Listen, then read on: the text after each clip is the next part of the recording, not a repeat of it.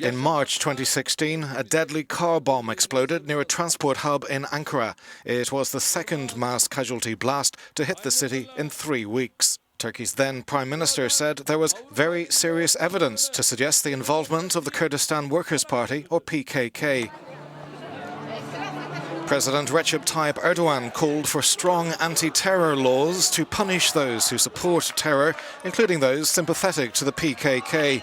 Erdogan has also pushed for the creation of an executive presidential system. That's been adopted by Parliament in January, and the sweeping new powers for the presidency will be put to a referendum in April. Erdogan is looking to Turkish expats living in Europe, especially Germany and the Netherlands, to help clinch victory.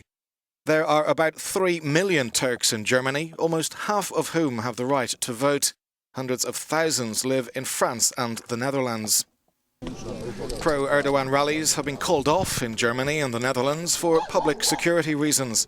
The head of Bavaria's CSU party said, quote, "The campaigner Erdogan and his henchmen were not wanted in Germany." Dutch Prime Minister Mark Rutte said inflammatory remarks by Erdogan were not helpful. Erdogan was speaking after a Turkish minister was prevented from flying to Rotterdam over the weekend.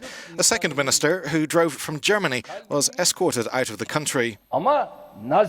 He says, but when we talk about Nazism and fascism, they have an understanding that what they say is true, but what they do is true, that they can either give or deny permission to anything they want, and they go so far as to lock the door of our consulate building.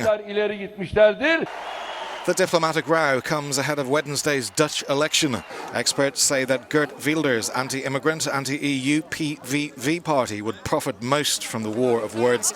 After Turkey's family minister was escorted into Germany, Wilders tweeted, "Go away and never come back."